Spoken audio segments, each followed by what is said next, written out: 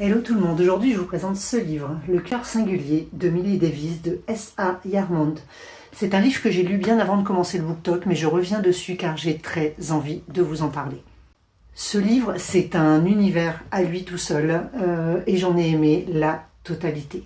C'est le premier roman que j'ai lu des éditions Hurlevent et j'en ai lu d'autres depuis. C'est une maison d'édition que j'affectionne particulièrement et ce roman est pour moi juste une pépite. Alors, vous l'avez compris, on suit Millie Davis, qui est une écrivaine à la confiance fragile. Elle vit dans un univers assez riche, on va dire, et je me suis demandé dès le début si j'allais parvenir à m'attacher à cette jeune fille. En fait, nous allons découvrir très rapidement qu'elle est tout, sauf ce que les apparences peuvent nous laisser penser. Vous l'avez compris, donc Millie Davis aime l'écriture, elle aime les livres, elle aime tous ces petits objets de papeterie qui, moi personnellement, font mon bonheur et que je passerais mon temps à acheter si j'en avais les moyens. Millie Davis a une correspondante, elle a une amitié épistolaire. Cette jeune femme, Lyra, va l'encourager à se réinscrire sur les bancs de la fac. Elle va y faire la rencontre d'Alfard Burton, qui est un professeur archiviste et qui va l'aider dans ses recherches afin de pouvoir améliorer ses connaissances et de pouvoir peaufiner son roman. À côté de cette histoire, Millie Davis a une grand-mère qui participe à un club d'activistes véganes. Millie va y trouver également une place particulière.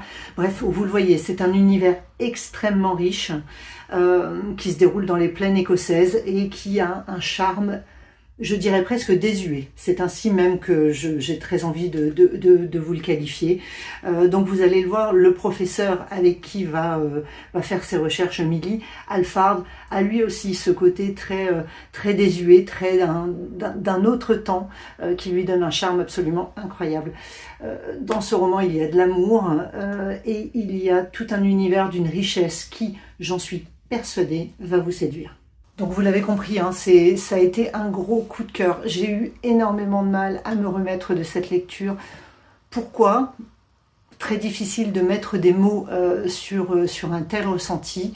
Vous voyez, c'est un joli pavé et c'est une édition juste sublime. Donc je vous le disais, première fois que je lisais un roman des éditions Hurlevent et j'ai très rapidement compris que voilà, cette maison d'édition allait devenir une vraie passion parce qu'elle raconte des histoires extrêmement féminines dans le sens où effectivement la femme est au centre de l'attention. C'est une femme qui, quoi qu'il arrive, écrit les romans publiés dans cette maison d'édition et c'est une maison d'édition qui emploie 100% de femmes.